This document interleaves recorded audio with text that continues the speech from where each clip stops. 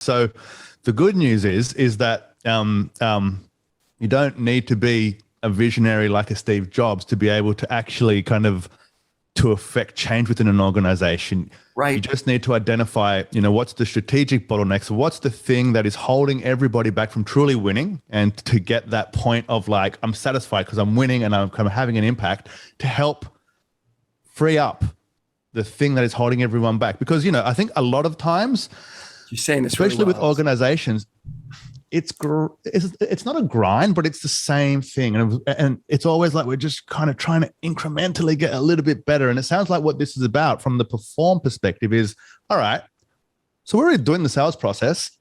And we know that if we can prospect a bit better, and if we can all jump on maybe 50 calls a day more each for a month, right? Let's see how that goes.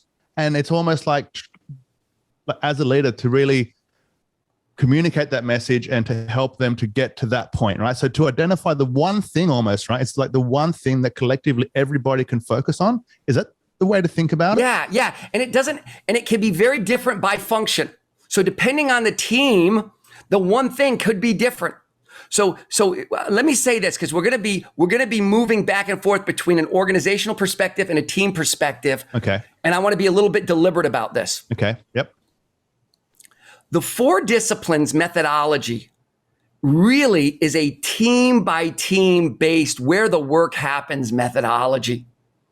If you look at the 4 disciplines of execution as a book and compared it to a lot of other, I could start naming off other things that sort of go into this space.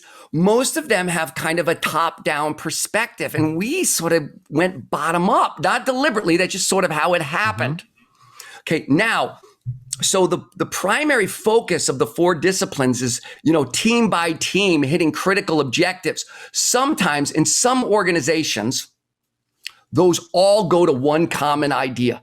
Like the organization's got to go here, and everybody is aligning to that one thing. We got to put a man on the moon by the end of the decade and return him safely home. Mm-hmm. And there's 3 sub-WIGs, which is navigation, propulsion, and life support. And your team better be aligned to one of those. And it's all got to roll up, right? So they're highly centralized because of the strategic imperative.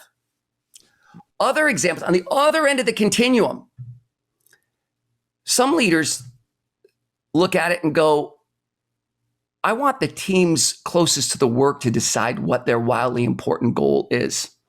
I want them to optimize. I don't want to dictate that to them.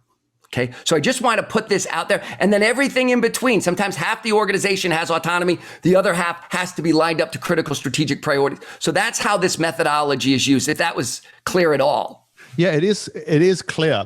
I think, because I've gone through the program. I've got the books, we've kind of integrated it within our company. Right on. With differing successes, right? Because it's like, like what you said, it's nowhere near simple to execute effectively on a strategy and get the whole team involved.